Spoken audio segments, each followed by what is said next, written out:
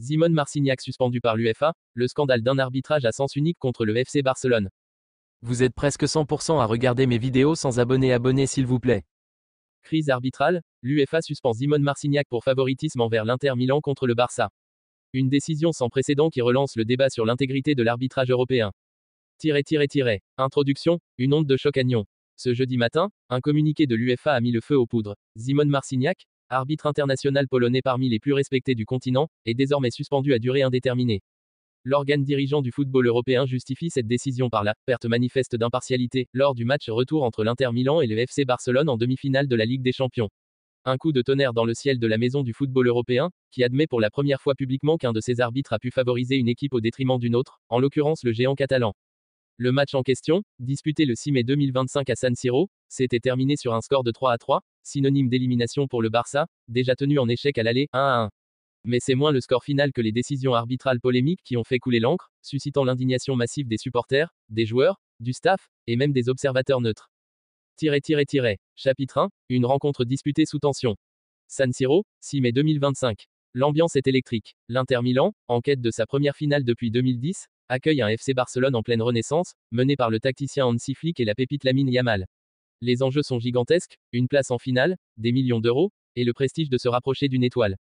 Mais très vite, quelque chose détonne dans l'atmosphère du match. Dès la 10e minute, un tacle appuyé de Barella sur Pedri, au niveau du genou, fait hurler le banc catalan. Pas de carton, pas même un avertissement verbal. L'arbitre, Simone Marcignac, laisse jouer. Puis viennent les fautes non sifflées sur Gundogan, les contestations ignorées de Lewandowski, les hors-jeux signalés avec un zèle étonnant sur les passes de Jong. À la 34e minute, une main évidente de Pavard dans la surface intériste est ignorée. L'arbitre demande la VAR, mais refuse d'aller consulter les images. Au retour des vestiaires, alors que le Barça mène 2-1 et semble contrôler le tempo, une faute fictive est sifflée à l'entrée de la surface catalane, menant au coup franc égalisateur de Çalhanoğlu. Ce sera le tournant. L'Inter reprend espoir. Le Barça s'effondre mentalement, et malgré un sursaut d'orgueil signé Lamine Yamal dans les arrêts de jeu, les Catalans quittent la compétition sur un sentiment d'injustice brûlant. Chapitre 2, l'indignation catalane et la pression médiatique. Dès le coup de sifflet final, les regards sont braqués vers l'arbitre. Xavi, désormais directeur sportif du club, tempête dans les couloirs. Hansi Flick, d'ordinaire calme, déclare en conférence de presse. Plus grand que, c'est difficile d'accepter une élimination quand le match est faussé dès les premières minutes. Il y a eu un arbitrage clairement déséquilibré. Le président Joan Laporta ne mâche pas ses mots non plus. Plus grand que, ce n'est pas seulement une question de résultat, c'est une question d'éthique. Nous allons saisir officiellement l'UEFA. La pression monte. L'UEFA reste silencieuse pendant près de 48 heures. Chapitre 3, la plainte officielle du FC Barcelone. Le 8 mai, le FC Barcelone transmet à l'UEFA un dossier de 46 pages, accompagné de séquences vidéo, d'analyses techniques, et de témoignages. Le club y démontre, preuve à l'appui, les fautes non sifflées, les décisions erronées, et surtout, les refus inexpliqués de consulter la VAR. Une phrase du document attire l'attention des enquêteurs. Plus grand que, il ne s'agit pas d'un arbitrage faible ou d'un soir sans. Il s'agit d'un parti pris manifeste. Il y a eu volonté de pénaliser le FC Barcelone. Ce langage direct choque mais pousse l'UEFA à réagir. En interne, une commission d'urgence est créée. Elle auditionne l'équipe VAR, les assistants de Marcignac, et même des experts extérieurs. Chapitre 4, des fuites qui changent tout.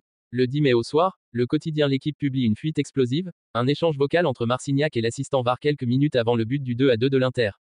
Le Polonais y aurait dit, selon les mots rapportés. Plus grand que, laisse. Pas besoin d'intervention, c'est propre, on ne va pas ralentir le match pour eux. En question. Le FC Barcelone, un terme flou, mais interprété comme une volonté de ne pas réévaluer une action litigieuse, en toute conscience. Le lendemain, la Gazzetta dello Sport corrobore cette information. Le monde du football tremble. Des observateurs de Sky Sport, de la RTVE, de Canal+ parlent désormais d'affaires d'état footballistique. Chapitre 5, l'UEFA sort de son silence, la suspension tombe. Le 12 mai, à 9h47 du matin, l'UEFA publie un communiqué officiel de 5 paragraphes qui fait l'effet d'un cataclysme. Plus grand que, après une enquête interne poussée et sur la base des éléments reçus, l'UEFA suspend à titre conservatoire M. Simone Marcignac pour une période indéfinie. Il ne sera plus désigné pour aucune compétition européenne jusqu'à nouvel ordre. Plus grand que, le comité disciplinaire a constaté une série d'erreurs incompatibles avec l'impartialité requise à ce niveau.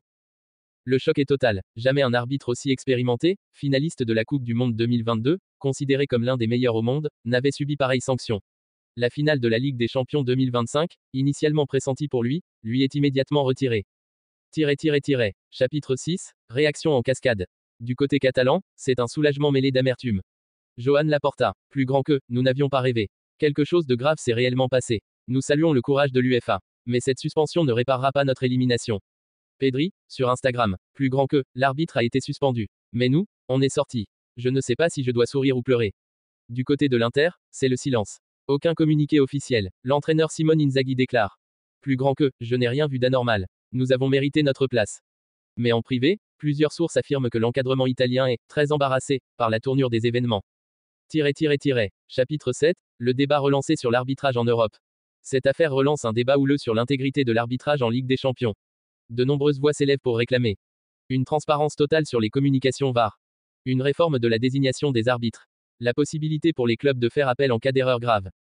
Des figures du football mondial comme Pep Guardiola, Jürgen Klopp, ou encore José Mourinho plaident pour la création d'un organe indépendant de contrôle. L'ancien arbitre Howard Webb, aujourd'hui consultant, déclare. Plus grand que, si Marcignac a volontairement faussé un match, alors plus rien n'est sacré. Chapitre 8, et maintenant. Le destin de Marcignac suspendu à une audience.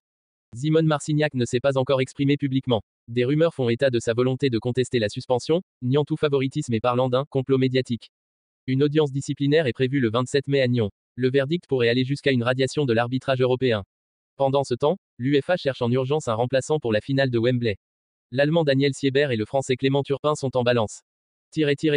Conclusion, une tâche indélébile sur la saison 2024-25e. L'affaire Marcignac restera comme l'un des plus grands scandales arbitrales de l'histoire récente du football européen.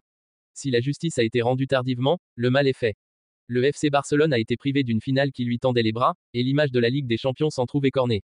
Mais pour beaucoup, cette sanction inédite marque un tournant historique, une prise de conscience nécessaire, et peut-être, un nouveau départ pour un arbitrage plus transparent, plus professionnel, et surtout, plus juste.